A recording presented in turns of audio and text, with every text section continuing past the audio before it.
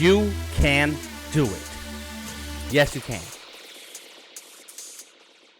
Yo, this Bone Crusher, and you're watching the Art is King podcast. Ha!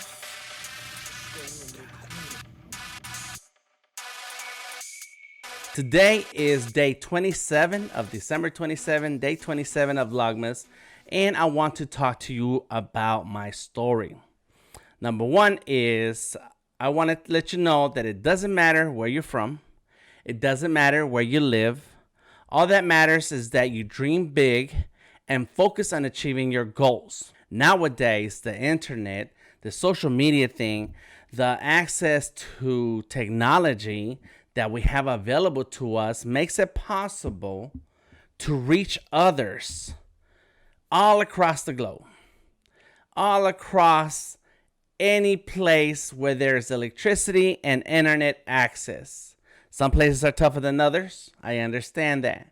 However, the fact that wherever you are, and if you can hear these words, then you have some access to some things. And that's what we all have a big advantage on today over any other time in history, is that we have access to technology to be able to put together a message, put together a portfolio, put together a body of work that will reach others and connect with who you want your client to be. I am born and raised in East LA. Boyle Heights is my neighborhood. I did live in Mexico City for a few years when I was 8 to 13, 5 years, and then came back to the United States. Now, one thing that happened in my life is that we've had struggles, family struggles. My mother struggled because she wanted the life that she wanted for herself. And so she left Mexico trying to leave the patriarchy. How do you say that? In any case, you know what I mean. And so it's settled in LA, and then I was born, and then my brother was born. We ended up going back to Mexico because my grandmother was not well. She had health problems, so we went back. We went back to visit, ended up staying 5 years. I want to say we were poor. It was very tough, and I've had conversations with my mother since, and I told her we grew up poor, and she's like, "You weren't poor." And like, well, maybe your memory is different than mine. And in any case, Christmas is always the time when I think about some of those things, because I remember walking out on Christmas Day and watching other kids have bicycles, brand new bicycles and toys. And for Christmas, my brother and I one time got tank tops and flip-flops. That was our Christmas gift. In any case, that's the point that I'm trying to make, is that the life that I grew up in, we didn't have access to a lot of things. A lot of stuff that we owned was secondhand, was provided to us through the church ministry, through local agencies. Ronald McDonald House, I remember having a voucher, going into the Ronald McDonald House, and then you pick out clothes your size, and they let you have them. I still like going through Goodwill stores and looking through stuff that I may want that was once nice and great in the past, and just because I remember that, oh, that was cool. Therefore, my collection, small collection of boomboxes and Walkmans. In any case, the point is that growing up, I did not know that artists had careers in art. I was aware of comics. I was aware of animations. I was aware of cartoons. I did not know that was a career. I did not know, and most likely the schools and the teachers that I came up with were not very interested in getting the information that was available out to us. Many different reasons, of course, because of the depressed economy in our areas and so on. But I did not know these things existed. What is that? Junior Achievement, JA. I did not know that existed. I did not know a lot of things were available. And then being a child of immigrants is not like our parents are aware of the services and the things in the community that can help. They're more interested in working hard and building a life and that is much different from where they come from. So I think that when you add all those things together, it's very natural to see that, well, nobody told me and nobody was interested in letting me know about some of these programs and things that were available for artists, that were available for people who had some kind of talent. And even though maybe those things existed in the school, maybe I was not interested enough. The point is, there's a whole lot of maybes. The point is that I was just not able to take advantage of anything that was around. And so growing up, I did not consider the possibility that my life could be involved in art, that I would have a career involved in some kind of creative thing. And until the day I graduated high school, my mindset was work hard, work hard, work hard, have a job, earn money. And I've been working since I was 9 years old. I've had a job ever since those days. I remember working with my grandmother and going out to the market, and we go to one market, buy produce, take it to a different market and sell that produce, and somewhere along the line there's profit.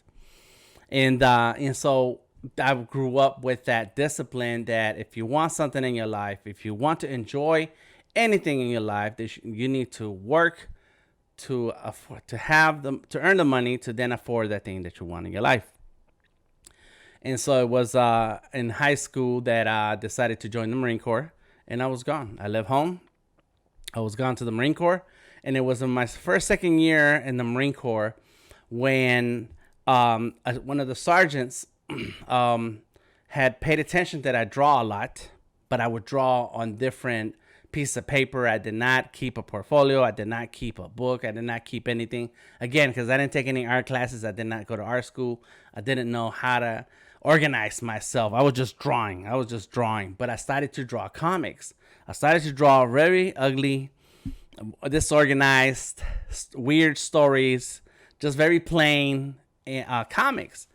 And so the sergeant saw it, and one day he walks in, and I was smart when I joined the Marine Corps, is in that I chose the job that I wanted, and it was signed into the contract.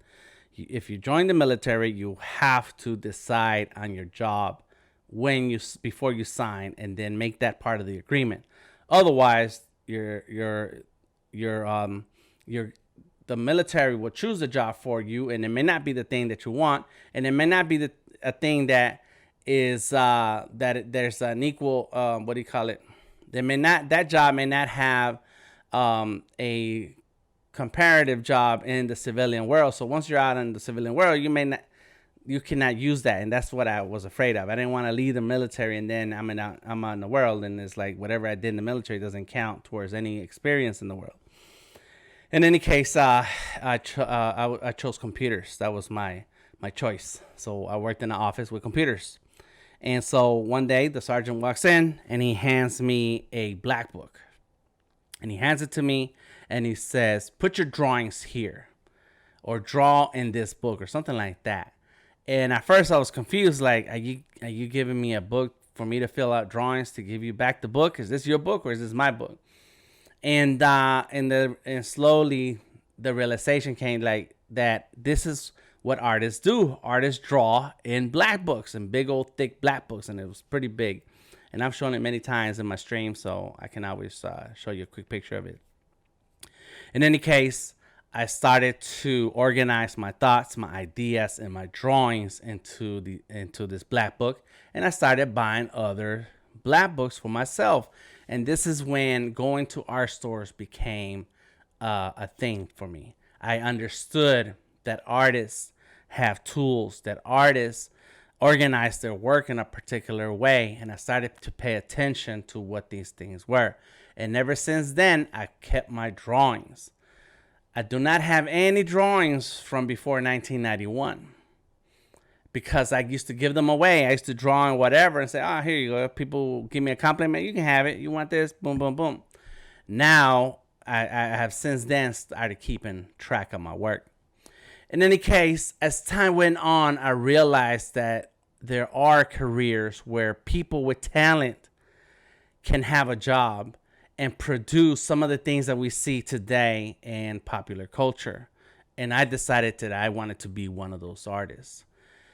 I did not go to college. I did not take any art classes. I don't have any degrees, but I worked on my craft. Every artist I found, I asked them questions.